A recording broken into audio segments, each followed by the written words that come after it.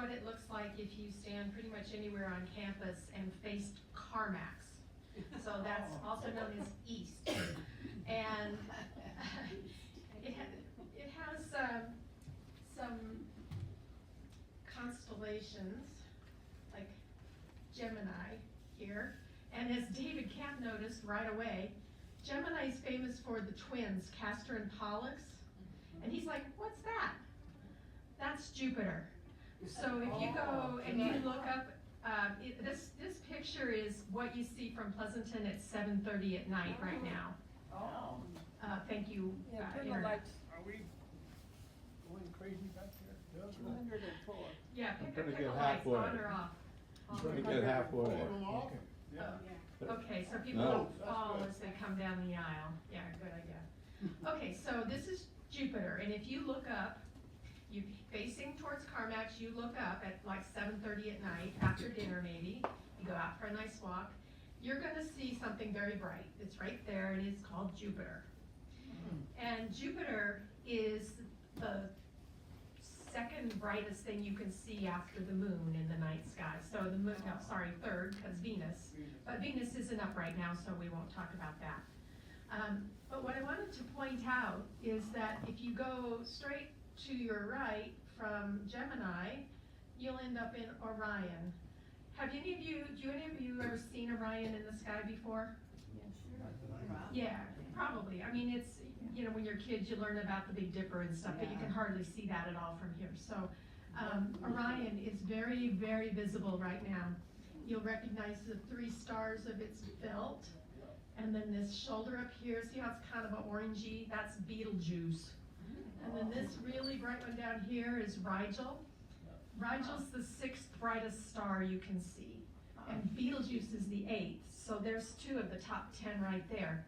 And if you follow the belt straight down, look, there's a big one down here. That's Sirius, or also known as the dog star. He's the dog to Orion being the hunter. He has a hunting dog. And Sirius is the brightest star you can see in the night sky. So right down here. So you've got a really bright thing here, you've got a couple pretty bright things here, and you've got a really bright thing down here. So I encourage you all to safely go outside in the evening and look, because right now the moon is on the other side. It's over there in the east. And, sorry, the west. This is why it's by the mountains. That's how I remember things. The moon isn't in your way, is what I'm getting at. So I encourage you all to go and look outside. And in fact, last night, I did just that. And I took a picture with my iPhone. That's Jupiter. That's Castor and Pollux, the twins in Gemini. And then I took another picture. And look what I got. That's Jupiter. There's Orion. And if you go follow these straight down, there's Sirius. This one over here is Procyon. It's also pretty visible. So I did enhance this a little. I increased the contrast so that the stars would be easier to see, because really, iPhone is an amazing tool, but it's not great for astrophotography. And this blue haze you see here, I was shooting over a street light. So that's what you get. You live in the real world, right? You can go back one to make sure you show the interstellar visitor. Oh, David wants to go back a couple. Let's see. So what he was pointing out is this is a generated diagram of what the sky looks like. This down here is where that interstellar comet is. We can't see it with our naked eye. I don't even know if our telescope could see it, but yeah, oh, our telescope could see that for sure, yeah. But anyway, that's what they wanted to see. So here we go, back to here. And guess what? I actually have a talk that's on the advertised subject for a change. So this is actually came about because David Camp suggested that we do a year in review. And I thought it was a great idea. And I found that many people and websites and magazines have the same idea. So I had lots of places to go to see what other people thought was important. And also Rick Garber, who's a new member of our Astronomy Club steering committee. He's around here somewhere, I saw him come in. Anyway, he gave me some ideas as well. But I couldn't include everything. I just couldn't. I mean, you'd be here all day. You all want dinner at 4 o'clock, I'm sure. So at any rate, I picked the things that I found most interesting, because guess what? It's my talk. So I'm going to start close to home. Very much at home. This is my living room. Oh. And here is Art Mulvick and Dick Larder and John Mignano, and we are putting together our brand new telescope that we got last year in February. And you can see in the back all the boxes that came with it. And we put it together, and when it was all put together and balanced and everything, we carried it outside. And here we are in my driveway. And within about 5 minutes, we got our first picture. This is the Orion Nebula. And guess what? We could see Orion in the sky right now, assuming there's no clouds. So at any rate, that was a big high point for the Astronomy Club here. And that telescope has just been a joy to work with, especially compared to what came before it. And it's produced some amazing pictures. And you can see a lot of you, I think you can see pretty much all those pictures if you go to our shared album. But I'm not going to make you remember this address because it's long. If you can go to the portal and go to our community and then clubs and then Astronomy Club and then documents, you'll find a document called Astronomy Club Useful Links. And that document has not only this link in it, but it also has the link to a few presentations that things we've recorded in our meetings. So if you missed a meeting, they're out there. There's only 3 of them right now, but we hope to add more as we go along. In fact, this one today is being filmed. So let's see. Oh, and I should mention that the links in the document, I can click on them when I'm looking at it in the portal and it goes to whatever I clicked on. If that doesn't work for you, try downloading the document and then you should be able to click the links. Okay. Do you remember last year we had a guy from Lick Observatory came and spoke to us and talked about James Lick and sort of the history of that observatory. I don't know if you heard this, but there was a big storm, huge winds, and there was some pretty significant damage to the dome and the building. But the telescope, that historic telescope, was not hurt, thank God. And just to show you a couple pictures, this thing here came off of there. This is made from cast iron and it weighs 5 tons. Oh. Yeah, it fell on this wing here. It's called the Great Hall. So if you've ever been up there, it's still okay inside, but it kind of damaged the roof a little. Wow. So I hate to shill for somebody else besides the gift fund, but lickobservatory.org, they have a little donate button, and if you wanted to give them a few dollars to help repair it, they are closed right now. They got red tagged. So they may not open for, they're thinking maybe 9 months. Wow. Which means no public coming in, no visitors, no money. So they just have to rely on the funding of whatever they can get out of the University of California at Santa Cruz, which is what runs this place. Looks like there could be some dry rot there. It could be. Well, I mean, it's an old building, over 100 years old for sure, more like 130, 140. 1889, David says. Okay. So anyway, that's just a plug for them. Now, this is not something that was new in 2025, but I only found out about it then. Thank you, Art Mulvick. I saw you here somewhere. He was the one who brought it to our attention. And what's a robot observatory? Well, it's something that is needed because the skies are so bad in so many places, and people are like, oh, I have this wonderful telescope, but only if I lived someplace where I had good skies. And so Starfront Observatories is just one outfit that offers this service, and it's an actual service. They have 11 sheds, these sheds here, and each of those little dots in there is a telescope. And these things here, they slide up and cover it. It's the roof. And in fact, I'll show you another picture so you can see a better view.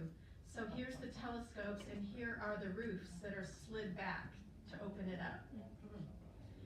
So what happens is you send them your telescope, they hook it up to the internet, and then you can control the telescope from wherever you are in the world, from your phone or whatever. It's not cheap.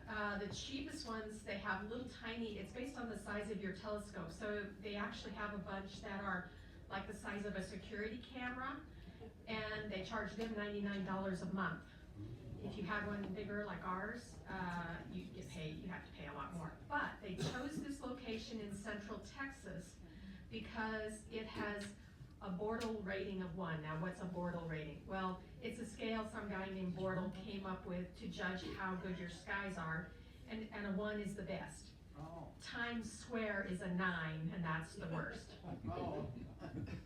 So, at any rate, last fall they had, I think, 500 and something telescopes in place here. This was on 15 acres, and they recently bought an adjoining 20-acre parcel because they plan to expand. So, if you get yourself a little telescope, you might consider sending it to Texas. And Julie, just to add a little bit to that, the owners of this are also scouting out the southern hemisphere for a site. Yeah, well, it's been great for amateur astronomers because even though like $150 a month or whatever sounds like a lot, it was sort of, this outfit sort of revolutionized it because, you know, before that you paid thousands of dollars a month, maybe. At any rate, we have a place here, we're gonna not pay any money, we're gonna keep our telescope in Pleasanton. Okay, this is one of the biggest stories from last year. The Vera C. Rubin Observatory, and if you haven't heard of it, you've not been coming to our meetings. Because we've mentioned her, we've mentioned the observatory, and it has, these are the goals that it has. And I saw a quote somewhere that said, we're living in a golden age of space observation. And it's partly due to things like Vera C. Rubin. It's also the James Webb and a lot of these other things. There's a telescope, another space telescope named Nancy Grace Roman that's coming up in future years, but we're only talking about 2025 right now, so I won't go into that. This thing is got a huge mirror. The mirror on it is over 8 meters, it's about 27 feet, and it has a camera, like all good telescopes do these days. It's really just a giant camera with a mirror. And the camera has 3,200 megapixels. I don't know what my iPhone has, but it's not anywhere near that. It's the biggest camera on Earth. We're going to hear later about a bigger camera that's not on Earth. At any rate, it takes a picture of the sky that it can see. It's down in Chile, and it takes a picture of the same points in sky every 3 or 4 days. Over the 10-year lifespan of this thing, it's expected it will take, well, it's super fast, but it's expected that it will take, I don't know, it was millions of photos over the 10-year expected lifespan. And in its first few days, it discovered over 2,000 new to us asteroids. And then well, you know what? I found a really cool video, so let's just go on to that.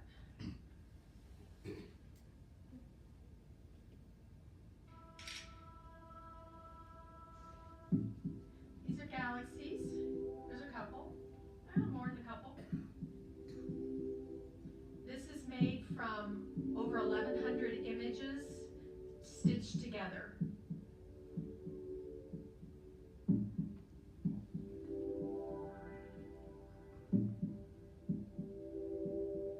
These are real photos.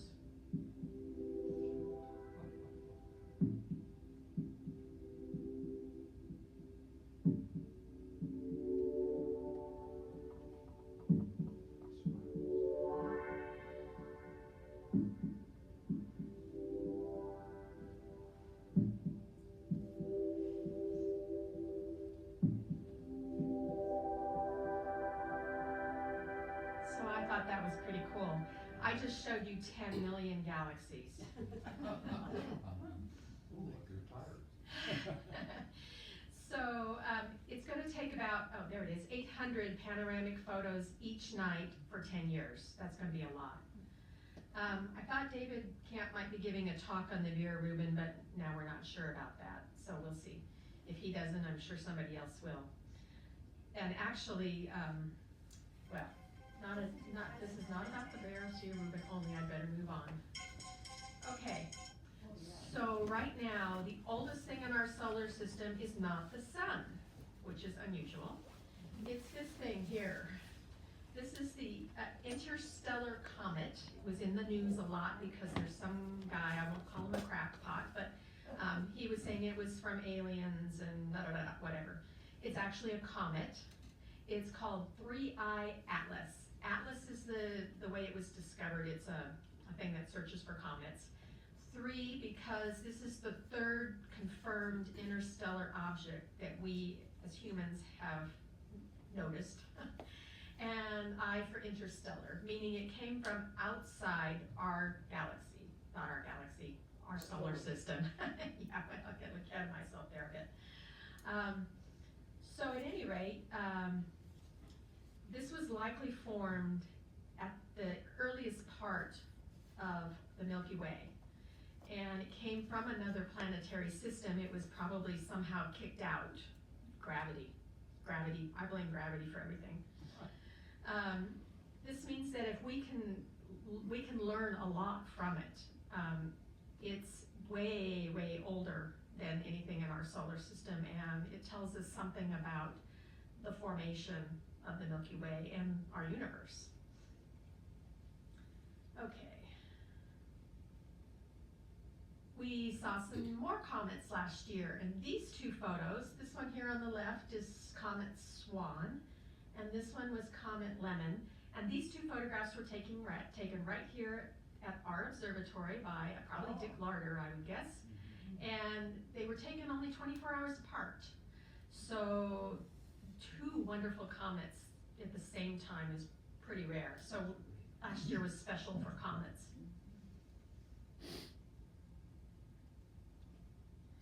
Okay, there's many, many, many moons in our solar system. And I put the gas giants on the left, and I put the rocky planets on the right, and you notice Mercury and Venus aren't there, they don't have moons. I kind of think, even though there's so many around gas giants, I kind of think this is the best one right here. Yeah. And it's hard to get a definitive number. You go out and you Google how many moons in the solar system, and you get 15 different answers. And that's because they keep finding new ones. They found Uranus, and everything I found was said 28, but then I found an article that says, we just found another new one late last year. So it's not that these things are new, they've been there, but we are getting better and better at detecting them. So there's over 950 natural satellites in our solar system now. This obviously doesn't add up to 950, but there are other things out there that have moons. Like, remember that DART thing a couple of years back where we shot a big old, basically a rocket at a asteroid? It had a moon, so they count that as a moon. There are lots of asteroids that have their own moons. There are dwarf planets that have their own moons. So that's how we get to 950. Do these gas giants have moons formed like Earth had its moon formed? I don't think so. I think most of them, I mean, look at the one that's got the most, Saturn. Yeah. What else does Saturn have that's really, really obvious when you look at it? It has rings.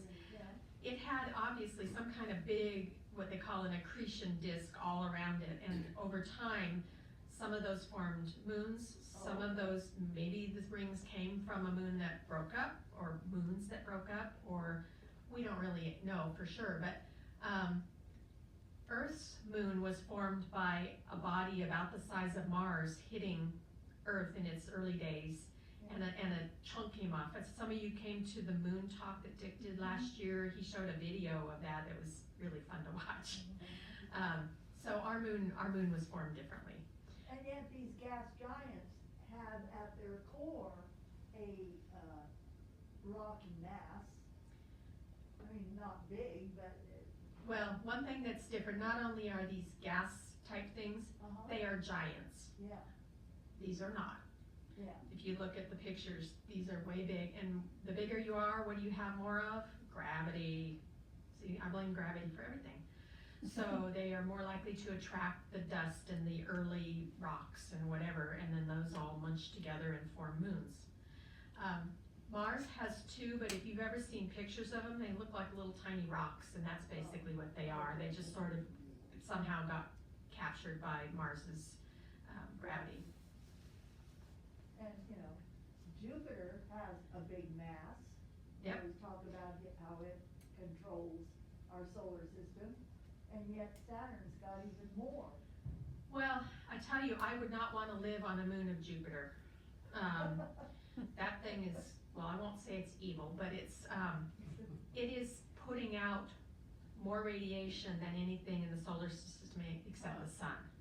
Oh, And I wouldn't want to live any closer to the sun than we do right now either. So I'm not sure how well moons can really survive being that close to something that's radiating so much stuff. Not really what we think of as stuff, but more think of it as like the sun, putting out all kinds of stuff. Radiation, yeah. Okay. Speaking of moons, 2025 ended with supermoons in October, November, and December, and then there's going to be one in January too. So what's a supermoon? It's just when a full or new moon occurs when the moon is at its closest point to Earth, because the moon has a slightly elliptical orbit around Earth, and sometimes it's closer to us and sometimes it's further from us. So basically a full moon when it's at its closest point, that's a supermoon. Basically a coincidence. I will tell you that the term supermoon was coined by an astrologer. Yeah, that tells you what you need to know about supermoons. Yes, they're cool. They can look up to 14% bigger, and here's what it would look like if it's 7% bigger than the average. So yeah, they do look cool, but they're basically because of a coincidence in timing. But you hear a lot about them in the news, that's why I threw it in there. Okay, now we're leaving Earth. And on most lists of the highlights of 2025 was the discovery by the Mars rover Perseverance of a type of rock that contains organic molecules and minerals that are strongly associated with biological life. Okay, if you were here last September, Dr. Janice Bishop, the daughter of our own Dot Bishop, who's sitting back there, was mentioned in this is from Astronomy magazine. I just took this excerpt. And basically they think, well, okay, we see rocks like this on Earth only when there's been some kind of life. So maybe there's life, or maybe there was life, more likely there was life. But then if you read on what Janice and her her collaborator, they suggest that the features could have been formed without life over long geological timescales. So they don't know yet. And the sad part is that the final answer is on Mars, locked inside a sample tube, and the Mars sample return mission was canceled by the Trump administration. So, yeah. So it's just going to stay on Mars until someday maybe we'll get it back and we can learn more about it. But for now, it's just cool to think of. Maybe there was life on Mars at some point. And if there was, why is it gone? And how can we avoid doing the same thing to Earth? If it was actually, something we could control. Okay. So guess what else we learned last year? We learned that Jupiter used to be a lot bigger, twice as big. Twice as big. Yeah, so they found that about, almost 4 million years ago, the sun had all this dust and other, what they call an accretion disk around it, and those things started to form the planets and other things. And at that time, Jupiter was way bigger. How do they know this?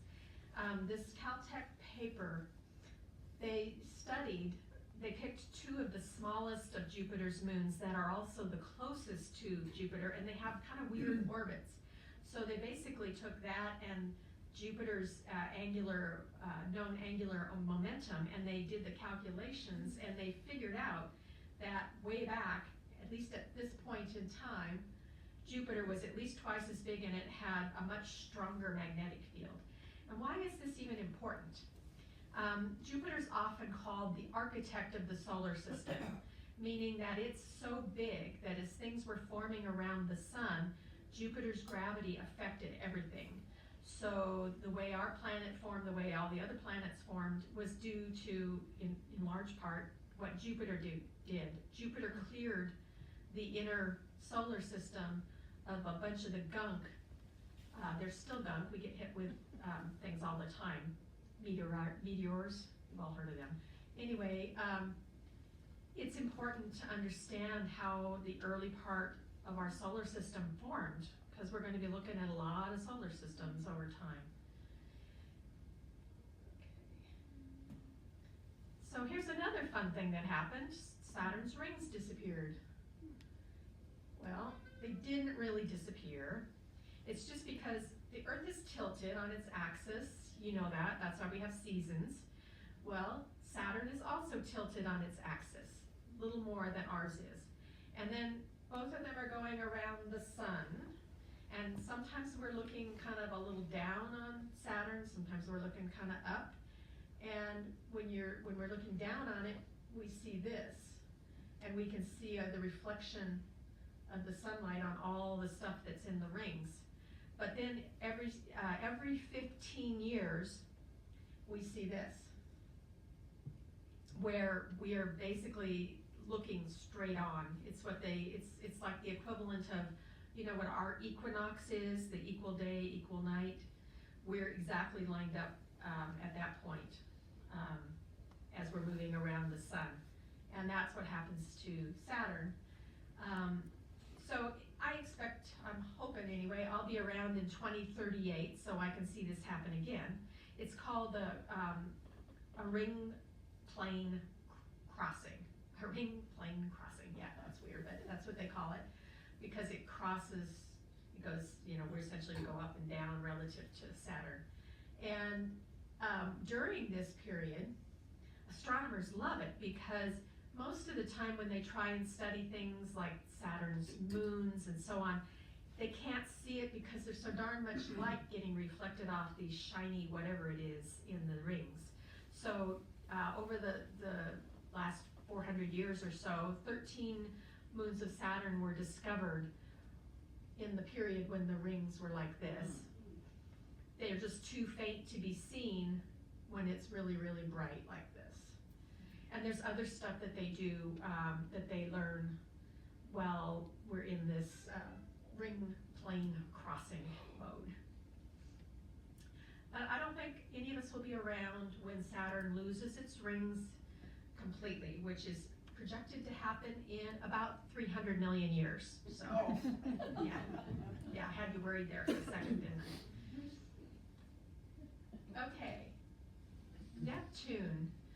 They, ever since Voyager 2 flew past Neptune, that was back in 1989, it got hints that there might be aurora on Neptune, and all the other gas giants have them, and of course we have them here on Earth, but they've been looking ever since to find some evidence that they had it. And Hubble didn't really see it, but they have since taken Hubble and Webb data, and this is a merge of the pictures that, you know, they look in different wavelengths, and they were able to actually see aurora for the first time. So they're all really happy that they found what they were looking for. And that's because the rays from our sun hit that. It bounced off the magnetic field. A long ways away. It It sure is. Well, you know what? Light can travel a really long way. I mean, in fact, I'm not sure, Good point. probably one of the physicists in here could tell me if I'm wrong, but I think it just goes until forever. Okay. Okay, so basically what my point of this slide is that we're still learning things about even the planets in our own solar system. And then you have a planet like this. Now this is an artist's rendition.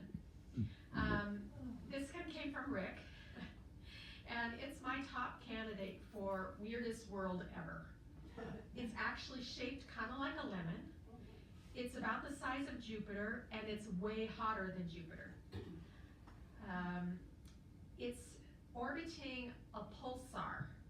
Now, a pulsar is a neutron star that, which is very, very, very dense. It's not big, but it's dense.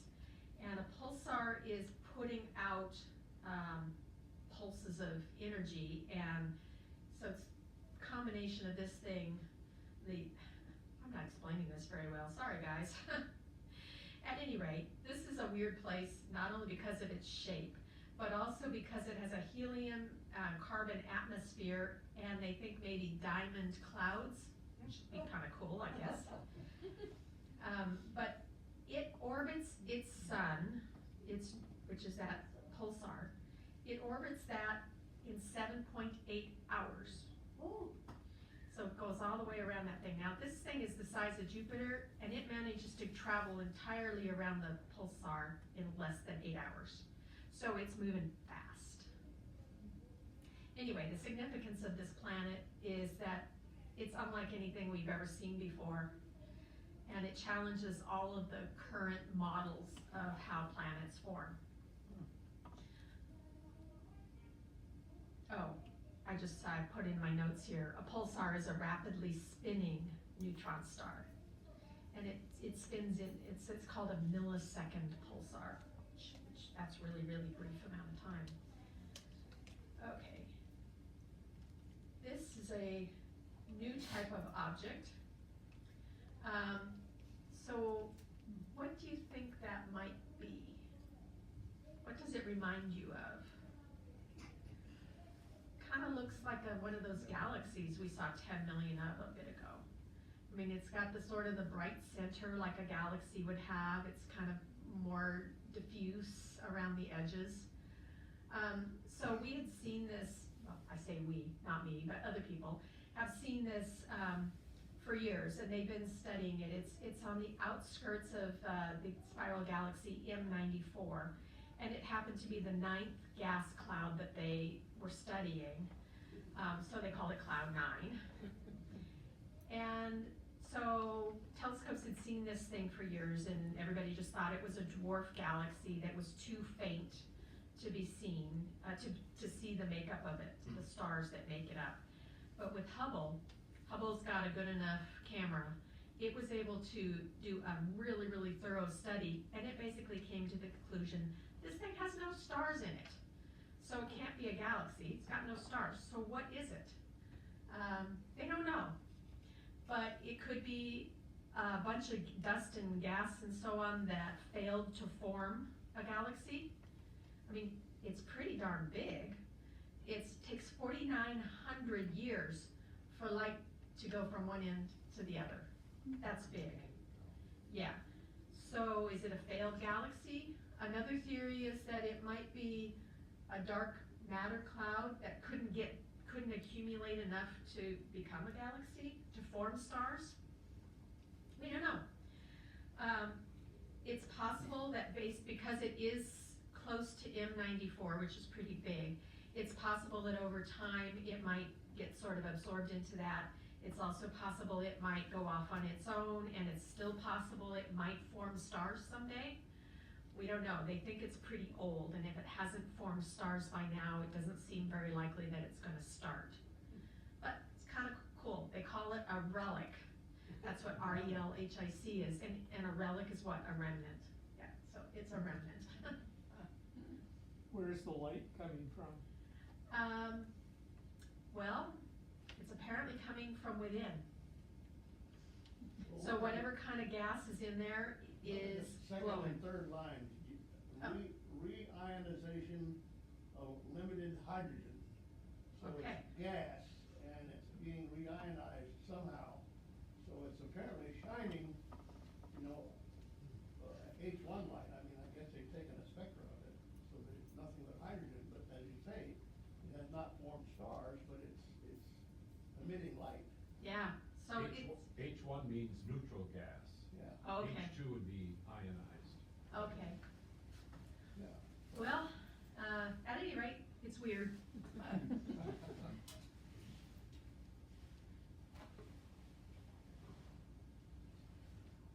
Why is this thing not moving?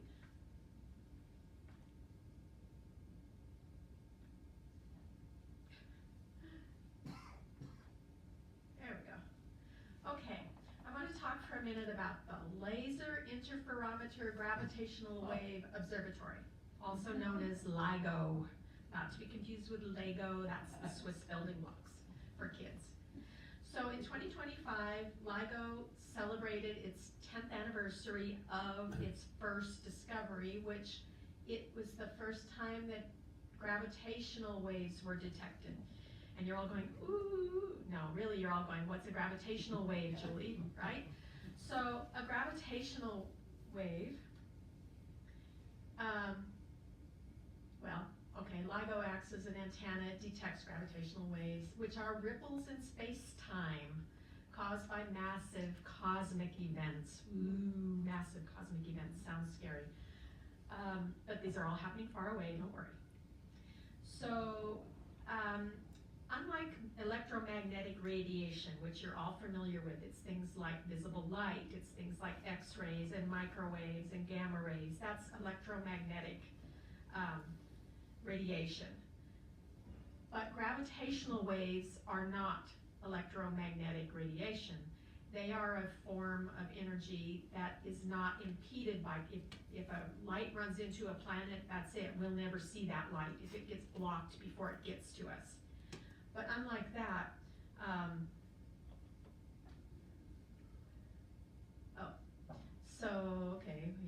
so we have a new method of astronomy. Cool. What else? Oh, so we can see otherwise invisible phenomenon because of LIGO. So I'm going to show you some things that involve gravitational waves, so that's why I wanted to show this. And yeah, it was a little torture to get it into 2025 just because that was the 10-year anniversary of this important date here. But hey, my presentation, I get to make the rules. At any rate, it enables something called multi-messenger astronomy, which I think you'll be hearing more about in the next few years. What is that? It is the fact that if we detect, well, if LIGO detects gravitational waves, we can see where they're coming from and we can point our telescopes at it and see what we can see in the visible or the X-ray or the gamma ray parts of the spectrum. And take the information from maybe all those. Maybe we'll see X-rays, maybe we'll see visible light, and we'll see gravitational waves.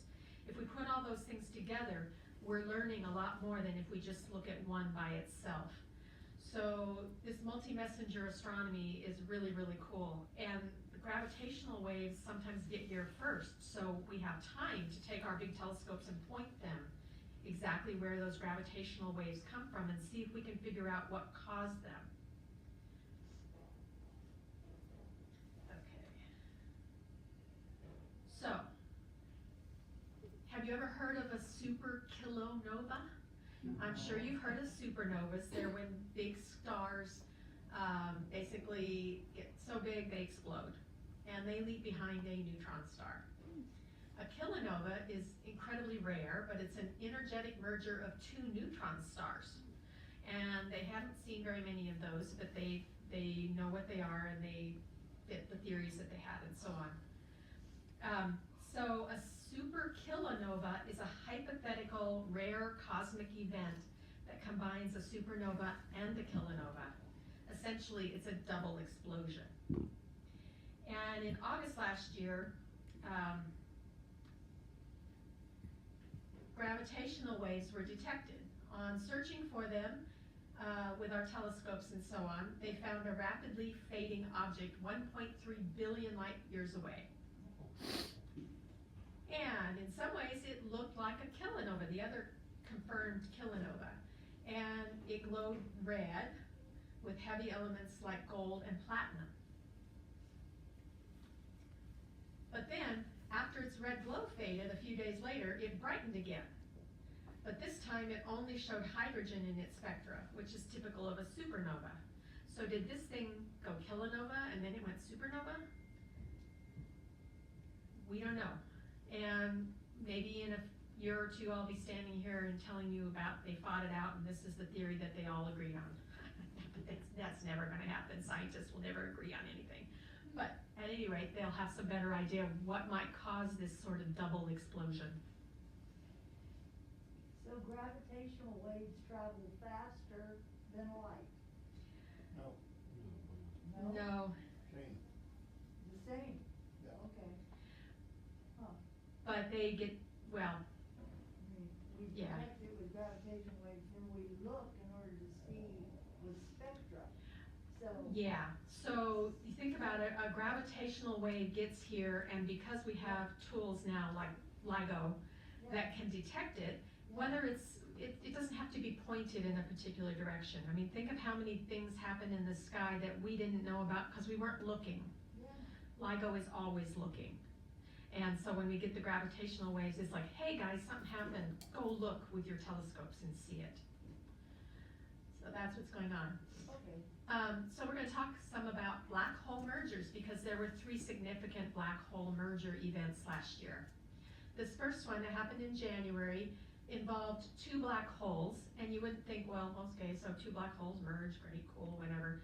The reason this was significant is that the resulting black hole area was larger than the sum of the original black holes. The solar mass is degraded a little. If you add these up, that what's 60, 65, and it ended up being about 63. So it lost a little mass in the thing, but its area, how much space it takes up, is actually bigger than what the 2 original black holes had. And this happens to be a key prediction of Stephen Hawking. And so they finally had proof of something that he'd been thinking about for a long time. The second one happened in July. This was the most massive black hole merger that we've ever seen, at least to date. And it formed a 225 solar mass black hole, which it shouldn't be possible. I mean, it was massive, yeah. The 2 black holes that merged were of a size that theoretically should not have existed. So everybody's like, oh my God, what's going on here? We have these two black holes. Not only did they merge and cause this giant one, but they shouldn't have existed. Usually, if a star that's big enough to create something like that goes supernova, instead of creating a black hole, it essentially just dissipates. All of its, explosion is just, and it's gone. But it was made up of not 1, but 2 of these objects in what's called the forbidden mass gap. I don't know who gets these names, but anyway, it just shouldn't have happened. And so this is, they did a lot of research, and I think by the end of the year they had figured out what probably caused it, and it was that the resulting magnetic fields that were formed by how fast this new black hole was moving created,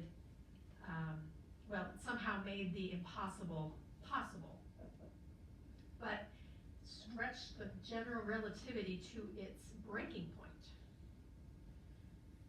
And then this one here, it was a case where 3 black holes were merging. It's like, okay, and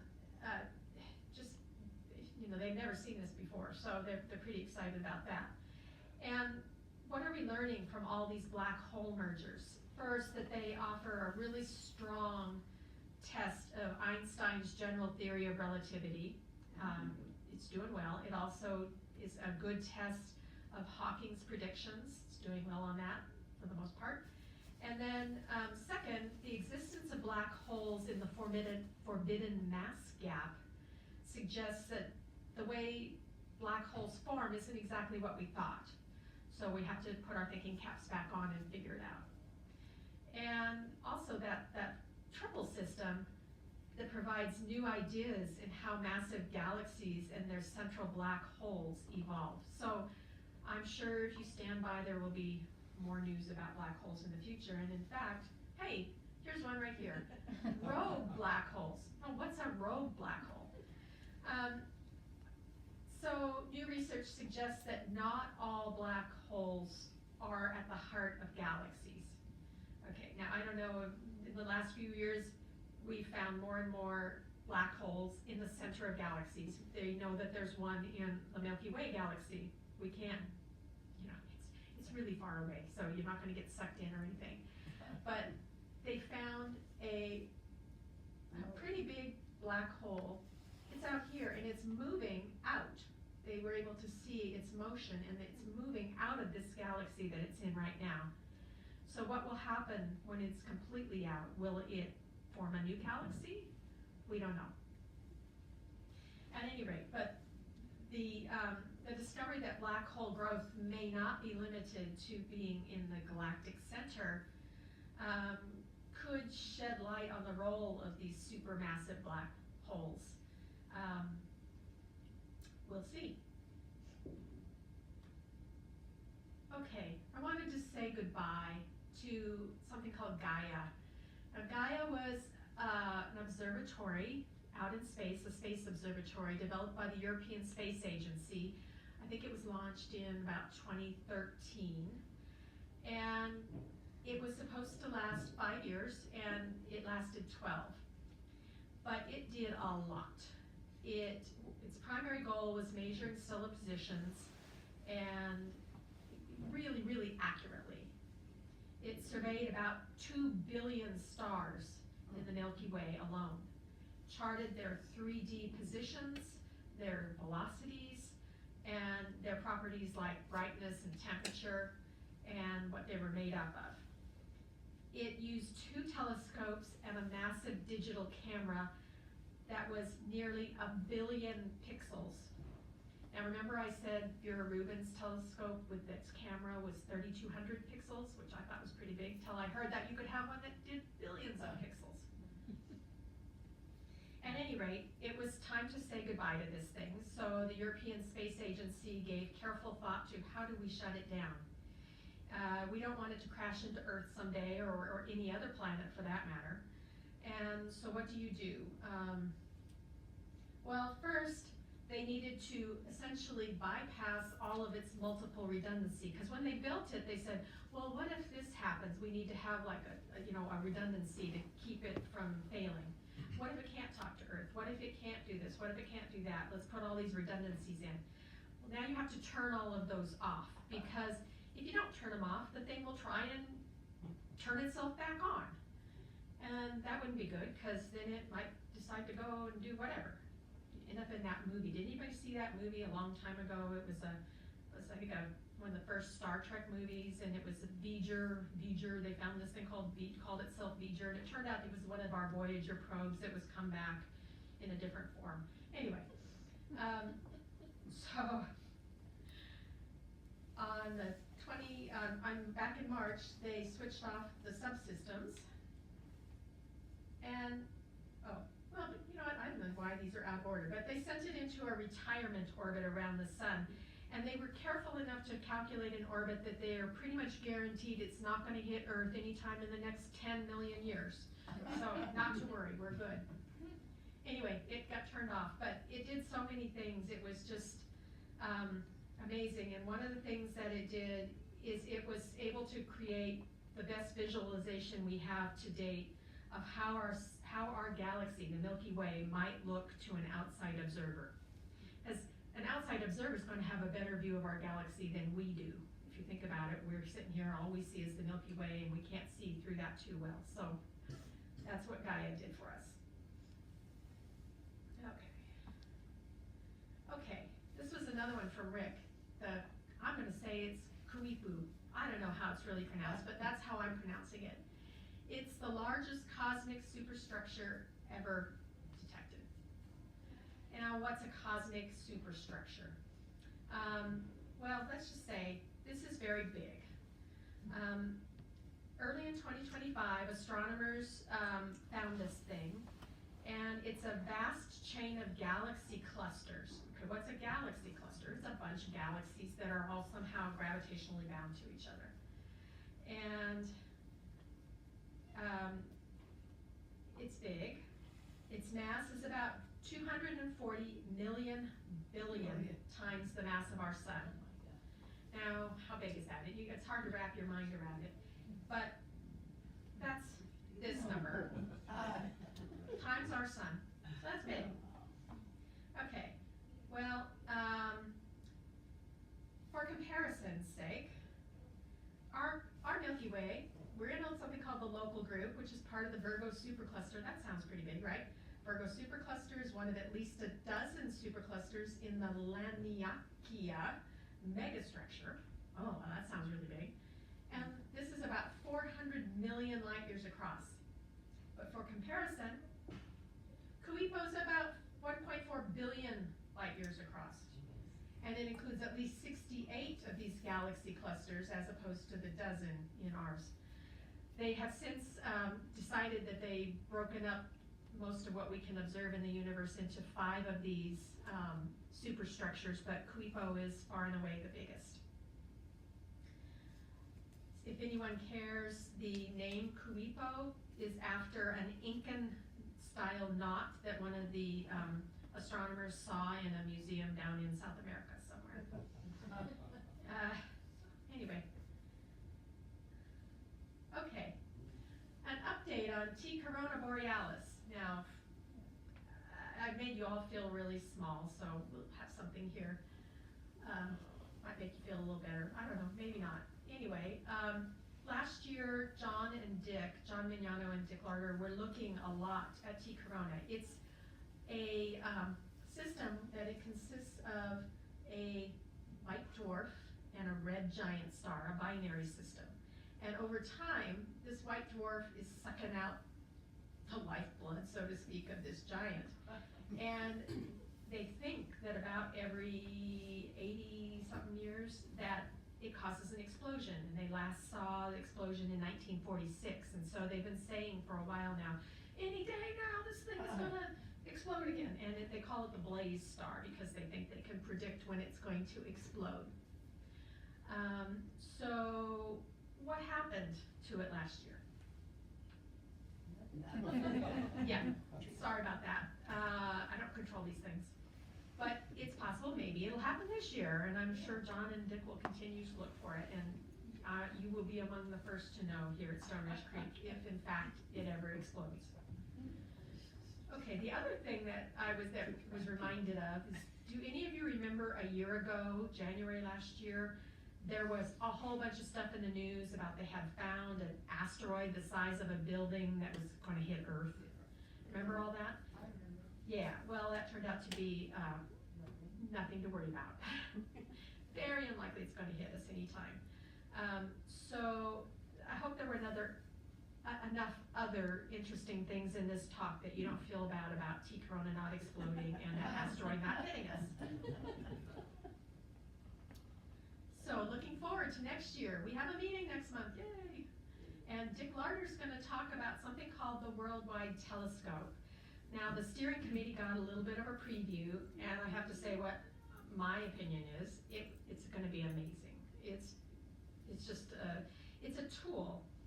It's a set of applications and data and cloud services. It was started over 20 years ago by Microsoft. And for once, Microsoft wasn't the evil empire. They actually have made all this. They've been working on it this whole time. And they have made it free to the public, available to the public. And what can you do with it? Well, it's geared a lot towards educators that they can use. This is data that comes from like Hubble and from all these other kind of places. And it gives you tools that you can say, I want to see this I wanna do that, I wanna explore the universe, I wanna explore my solar system, I wanna know what it's like on Mars. At any rate, it's all free to people like us. So Dick's gonna talk more about that next month, and I sure hope you'll all attend. Sure. Thank you. And that's it.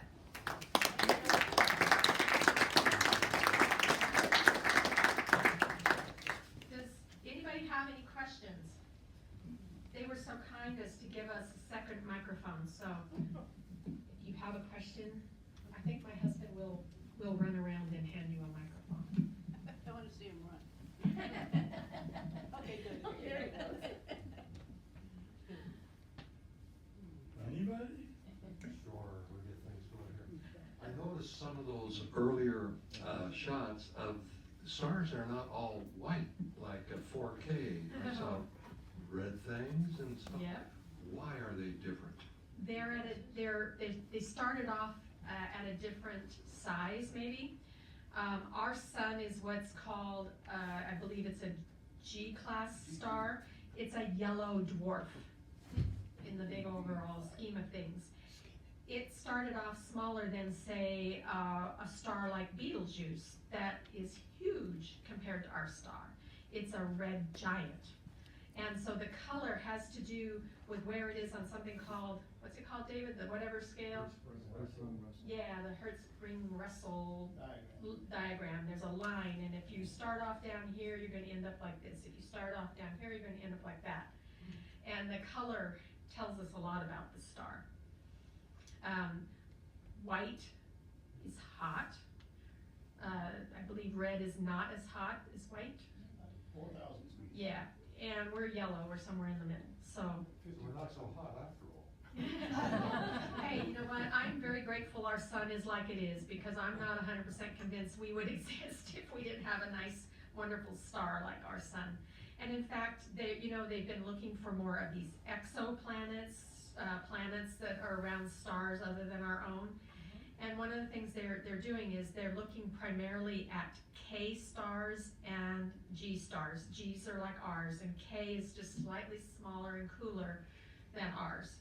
And they're figuring that those have the best shot of having a planet where life might actually exist.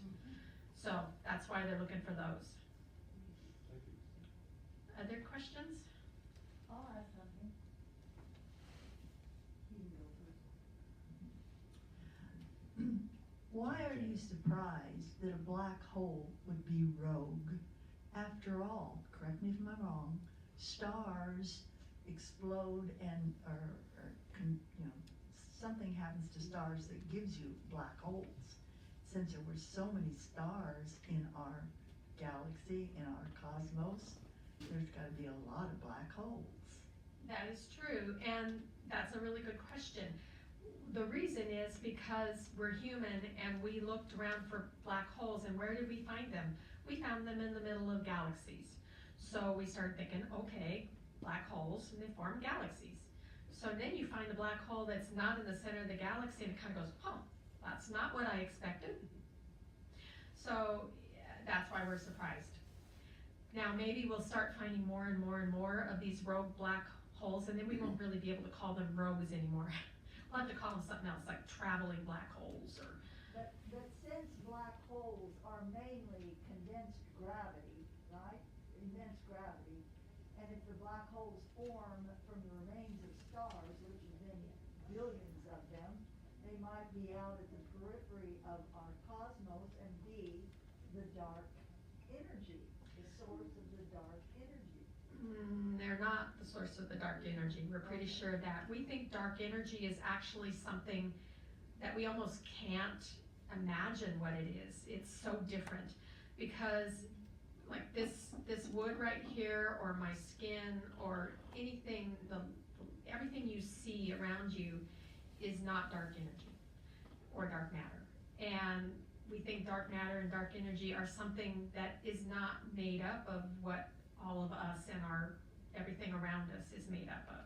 Like a black hole, we don't know what that is either. Well, Dark energy, they know how it behaves, and essentially essentially everything they know about black holes is by seeing what's happening around them.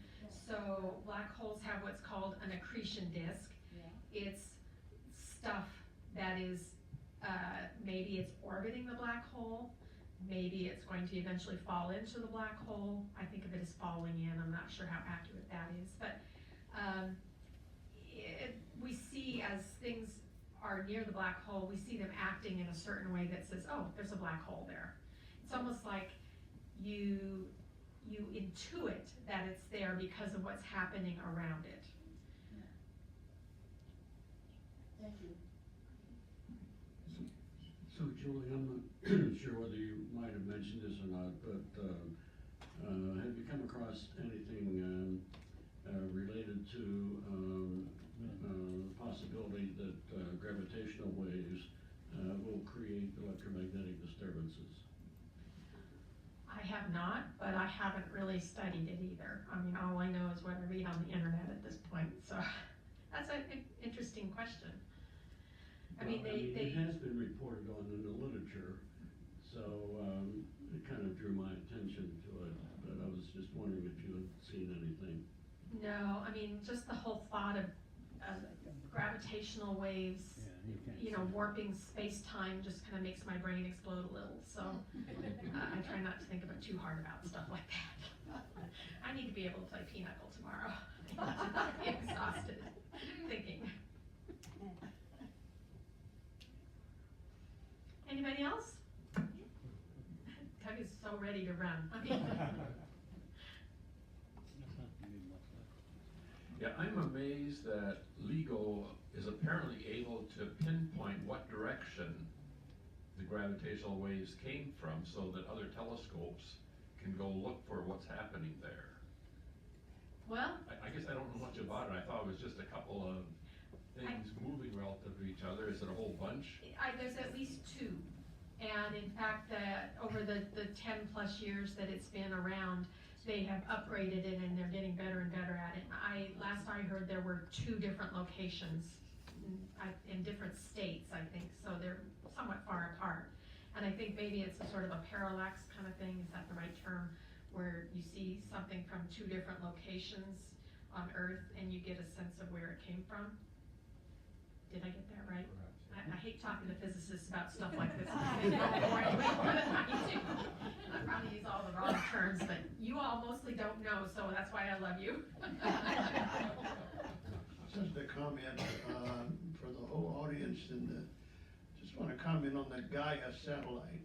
Again, remember that Julie said that this has been out there. Its mission was originally 5 years, but it operated more like twice that long. And again, she told you that they looked at spectral types, the radial velocities, that is where the stars are moving, for our local galaxy. And for some of you who know a little bit about galaxies, you know they have spiral galaxies. That was the Milky Way. That was the thing that we all grew up as kids. And then there are subsections of barred spirals and elliptical galaxies and so forth. Elliptical galaxy basically is like an egg. It's composed of nothing but stars. But in our case, we're a barred spiral, which means that there's kind of a bar. Think of a piece of wood that goes across the sideways, if you will, of an omelet, sunny side up. Think of it as a sunny side up egg. But then there's this strip across it, which is a barred in the center. And then, of course, there's the spiral arms. We're in a local arm and so forth. There's a couple of arms on either sides of us. At any rate, it is absolutely amazing that what the European satellite has done. In effect, it's diagrammed our galaxy for us, literally down to the points. It's probably not well defined the outer edges because those are much harder to see. At any rate, it's quite an achievement. Definitely, I think that I said that it had mapped the movements and locations of 2 billion stars in our galaxy, and it was able to make a 3D model, essentially, of what our galaxy is probably looking like from the outside. Very cool. So, while I have you all here as a captive audience, no, you're free to leave anytime, but, does anybody have any suggestions of things you'd like us to present at future Astronomy Club meetings? Because if you guys don't give us ideas, we'll come up with our own. Yeah, I don't know how you'll feel about that. What do you want to know more about? JJ? I read on my cell phone things, and evidently they have decided that there's a structure out there that is older than what we think the cosmos is. I don't understand their thinking about that. I would love to hear a lecture about that. Okay. Do you know the topic I'm talking about? A little bit, and my guess would be that that would be a very short talk. These guys think this and these guys think that. Okay. What do you mean by out there? Cosmos, out in the cosmos, out there. Well, I think what she's referring to is a lot of these things where now that we are getting better and better telescopes, we're seeing things further back in time. Yes. And the further back in time we go, the more we have to maybe change our assumptions about how the galaxy, or how the universe was formed. And so it kind of, you get yourself set, the Big Bang happened, blah, blah, blah, blah, and then something happens and you're like, oh, it doesn't really work with the Big Bang happen and then blah, blah, blah. So they're still studying it. Oh, Yeah. David's gonna tell us something here. See the real astronomer there. I want to say that this is, she's put her finger on something that almost all of us, if you stop and think when you read these articles, it's true that they have these wonderful new telescopes that are looking in the infrared radiation, so they sort of look back in time. But you can't go much further back in time, because if you do, there's nothing there. There's no radiation signal to see. So we're really at the limits now, and as she has pointed out, some of these early universes now, something like 300 million years old, when you go back for, 13.45 billion years, how did they get there so quick? You know, there wasn't enough million years for all these stars to form in these galaxies. So yes, there is some strangeness as we get to the limit of what we can see right now. And it brings up a good point in that we can think, and we think we know this, or we think we know that, but one of the things that always bothered me when I was studying astronomy in school, and I'm looking at how the inner part of a star looks, and all I could think of is, how will I ever know for sure? I can't go there. And that's one of the reasons I didn't go into astronomy. There was just too much uncertainty. How are you going to prove it? Well, they have proved a lot of stuff since I was in college that I never would have thought could be proven. But then on the other hand, maybe we don't know what we don't know, and therefore our proof could be disproven someday. That's why it's good to adapt to That's new what information. science is. Yeah, that's what Right, science and is, yeah. adapt. Yeah. That's what science is, that Yes, you keep, exactly. Yes. you keep getting more information, and your new models have to account for all the old stuff that you understood, as well as the new stuff. And that's science. That is science, yes. And so I applaud all the scientists in the audience here, because I went into IT because I knew if I programmed something a certain way, it would work a certain way. Till some stupid, little particle from space came in and screwed up my computer, and then, Which is possible. yes. Lynn?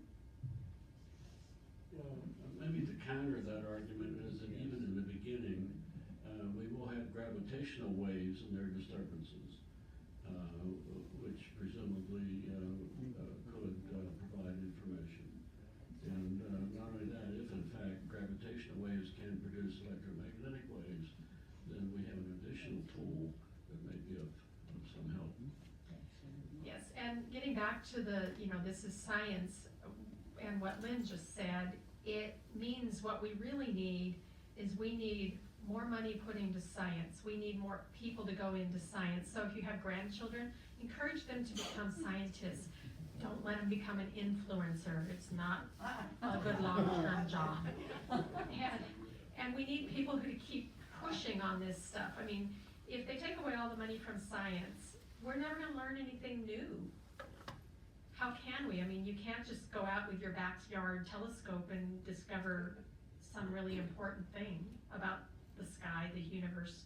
You're just not going to. You need to have big money put into it. Things like James Webb Telescope, things like Vera Rubin Telescope. We need these tools. So, anyway, that's it. I'll get off my soapbox on that topic. Anything else before we end up? Okay, well, thank you all for coming. Tell your friends about the Astronomy Club.